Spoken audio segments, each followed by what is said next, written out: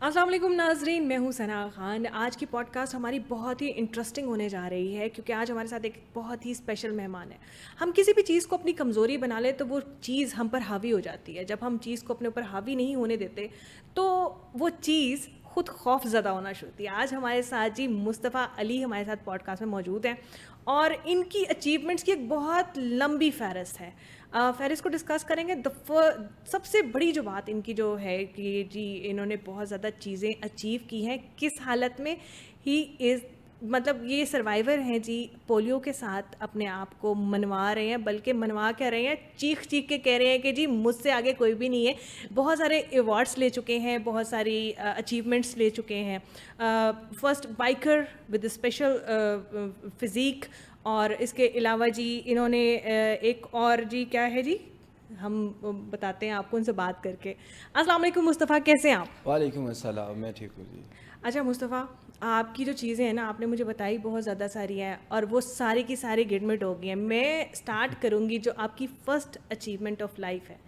سب سے پہلے تو ہم یہاں سے اسٹوری شروع کریں گے کہ آپ کا اندر کیا سوچ تھی، کیا چیز تھی جس نے آپ کو اپنے آپ کو لیٹ ڈاؤن نہیں ہونے دیا. مطلب بہت سارے میں نے دیکھے ہیں، بہت سارے لوگ ایسے ہیں کہ ہلکی سی کوئی چھوٹی سی بھی بات ہوتی ہے تو اپنے آپ کو ختم کر لیتے ہیں. نو جی، اینڈ آف لائف.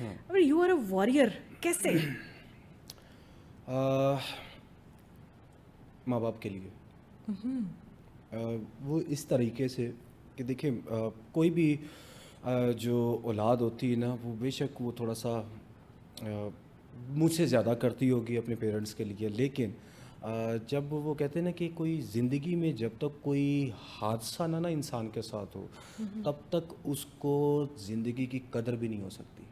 بڑی بات کی. تو شاید اللہ کو یہی منظور تھا، کیونکہ میں مجھے یاد پڑتا کہ میں جب مجھے پولیو کا اٹیک ہوا نا تو میں بڑا ایک دم سے شاکڈ تھا کہ ایک 8 سال کی عمر ہے ایک. اچھا، یہ یو ریممبر دیٹ ٹائم کہ یس، مطلب آپ کو پتہ ہے. بالکل.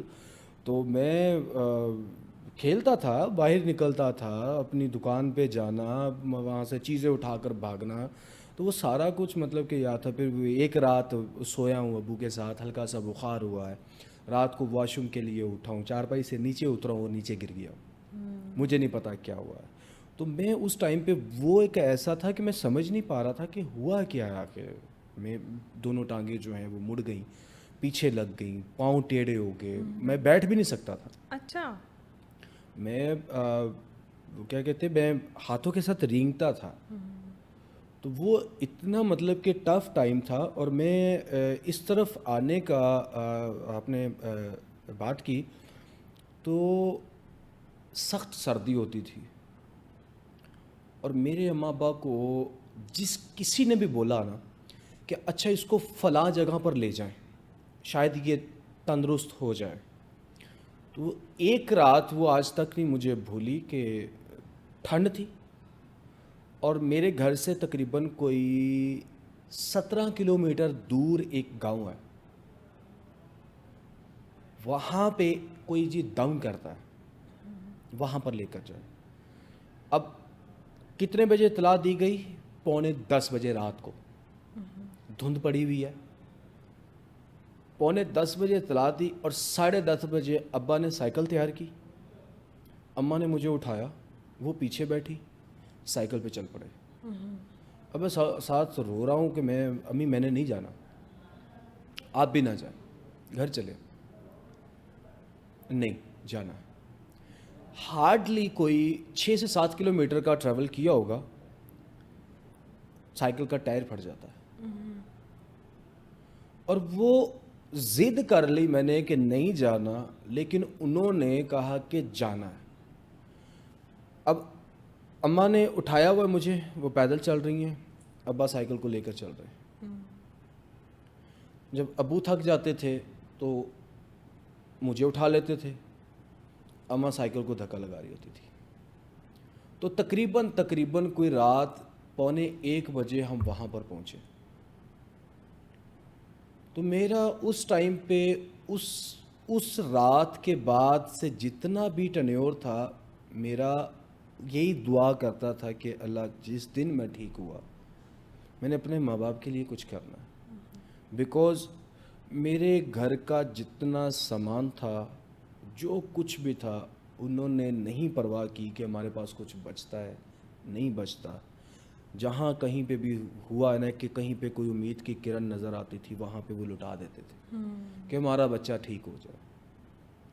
تو یہ ایک مین موٹیویشن تھی کہ اللہ سے یہی دعا کرنی. اور پھر اس کے ساتھ ایک اور بڑی مشکل تھی, کیونکہ وہاں پر جب میں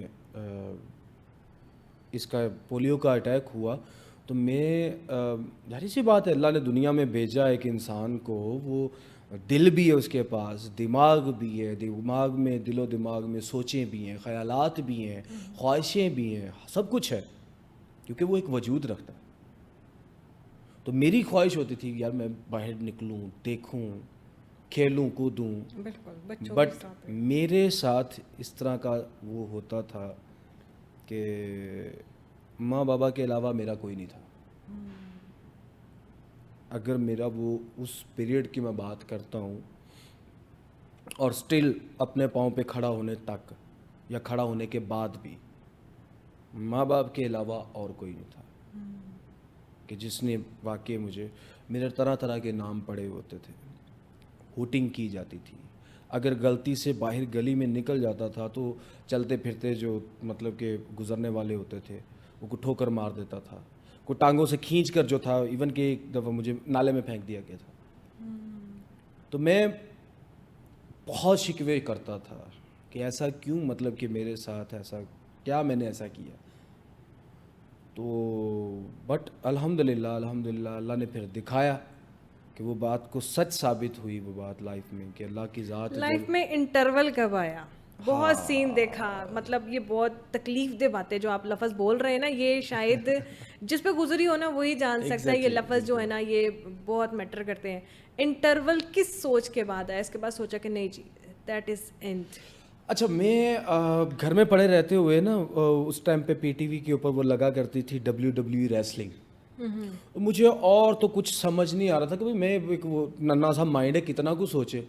بٹ وہ جب وہ میں ان لوگوں کو دیکھتا تھا لڑتے ہوئے, لیکن وہ جب وہ شرٹس اتار کر وہ آتے تھے, ڈولے شولے بنے ہوتے تھے, باڈی شاڈی بنی ہوتی تھی, تو میری بڑی خواہش ہوتی تھی کہ یار کاش کبھی ایسا ہو کہ میں چلوں تو میں نے اس جیسا بننا ہے, باڈی اس طریقے کی بنانی ہے. تو میں نے نا گھر میں جو تھا نا, میرے بڑے بھائی جو تھے وہ کرتے تھے, مارشل آرٹ کرتے تھے, تو انہی سے میں نے نا وہ کرتے رہنا ایسے ہی. تو پھر سن 2000 میں مجھے ہاسپٹل لے جایا گیا پراپر. تو وہاں پر ڈاکٹر صاحب نے کہا کہ ایک نے کہا جی اس کی لیگس کاٹنی پڑیں گی. میں نے کہا میں نے اپنے پاؤں کا ایک ناخن بھی نہیں کٹوانا, آپ لیگس کی بات کر رہے ہیں. پھر دوسرے ڈاکٹر کے پاس گئے, انہوں نے کہا بیٹا میں آپ کو اس قابل کر دوں کہ آپ اپنے سہارے پہ چلو. میں کہ سر اس سے بڑھ کر مجھے اور کچھ نہیں چاہیے. مجھے نہیں چاہیے کہ میں کسی کو کہوں مجھے اٹھا کے ادھر کر دے, مجھے کہیں میں چل رہا ہوں تو مجھے روڈ کراس کروا دے. مجھے خود اپنے قابل خود ہونا ہے. انہوں نے کہا بس ٹھیک ہے, ٹینشن نہیں لینی. انہوں نے میرے آپریٹ کیے, 1 سال کا ٹائم دیا کہ 1 سال کے اندر اندر آپ چلنا شروع ہو جاؤ گے کراچیز کے سہارے. مجھے یاد پڑتا ہے میں 6 مہینے گزرے, بینڈیج لگے ہوئے تھے, پلاسٹر چڑھا ہوا تھا ٹانگوں کے اوپر, اور میں بنا بتائے اپنے گھر والوں کو چپکے سے بیساکھیاں پکڑ کر گھر سے نکلا, باہر سٹاپ پر آیا, سٹاپ سے بس میں بیٹھا, ہاسپٹل گیا. اور جب میں ہاسپٹل ڈاکٹر کے کمرے میں گیا تو واز ریئلی شاکڈ, اوے کدھر آئے ہو, کس کے ساتھ آئے ہو, اور تم کھڑے کیوں ہو؟ میں نے کہا سر میں گھر سے آیا ہوں. کیا مطلب؟ انہوں نے مجھے چیک وغیرہ کیا, پاؤں کو انہوں نے چوٹی کاٹی, اور وہ پین ہو رہی ہے؟ میں نے کہا نہیں ہو رہی, بس ہلکی سی سویلنگ ہو گئی ہے. انہوں نے کہا کہ فوراً وہ لکھا, انہوں نے کہا کہ اس کے فوراً بینڈیج کھول دو. بینڈیج کھولے اور پھر پلاسٹر لگا دیا. انہوں نے کہا بیٹا جو تو نے کیا نا مجھے پتا ہوگا تیرا دماغ جو نا تو کر جائے گا, لیکن 6 مہینے میں تم نے امپروو کیا ہے. پھر اسی ہاسپٹل کے اندر ایک اسکول ہے جو اسپیشل پرسنس کا, PSRD ادارہ بحالی معذورہ, وہیں پہ میں نے اپنی ایجوکیشن فرسٹ سٹارٹ کی. پھر اس کے آنر تھے وہ ایک مرتبہ وزٹ پہ تھے تو انہوں نے نا میرے ساتھ شیک ہینڈ کیا. تو میرا جب انہوں نے ہاتھ پکڑا تو میرا شروع سے آتا میں ہاتھ زور سے دباتا ہوں. تو وہ جب میں نے ان کا ہاتھ سلام لیا نا تو وہ کہتے اوئے چھوڑو چھوڑو چھوڑو چھوڑو. تو انہوں نے اسپورٹس ٹیچر کو بلایا, افتخار صاحب. انہوں نے کہا کہ افتخار اس کے ہاتھ بڑے مضبوط ہیں, اس کو پاور لفٹنگ کرواؤ.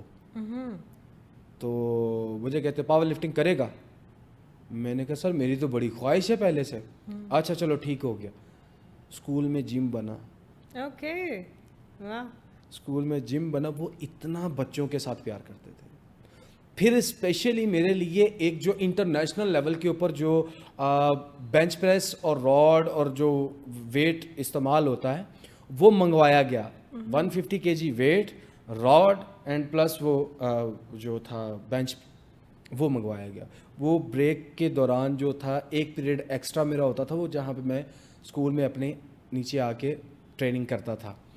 تو الحمدللہ 2001 اگست میں پنجاب کی گیمز ہوئی اور میں سب سے چھوٹا تھا تو میں نے اس ٹائم پہ 70 kg ویٹ اٹھایا اور پہلی پوزیشن لی.